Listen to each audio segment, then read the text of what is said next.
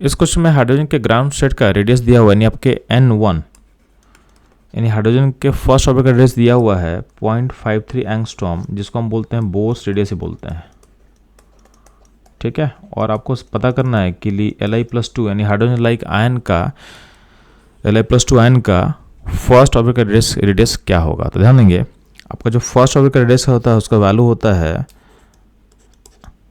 यानी आपका जो कट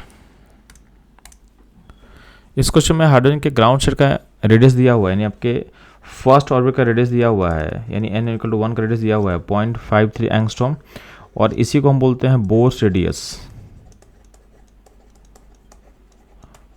जिसको समटाइम हम बोलते हैं कांस्टेंट A0 के फॉर्म में, ठीक है।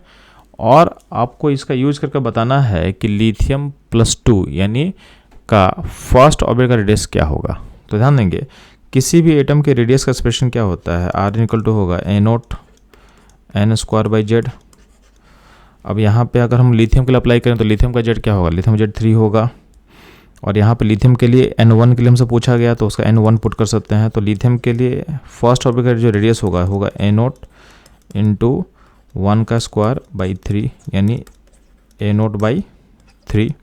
अब जो A0 का वैल्यू होगा एक क्वेश्चन में दिया हुआ है, यानी A0 बेसिकली क्या होता है, हाइड्रोजन के फर्स्ट ऑर्बिट का रेडियस जो क्वेश्चन में दिया हुआ है 0.53 एंगस्ट्रॉम, तो सपोर्ट कर दो 0.53/3। तो ये जो वैल्यू मैच करेगा ये ऑलमोस्ट हो जाएगा 0.17 एंगस्ट्रॉम के आसपास होगा, ठीक है।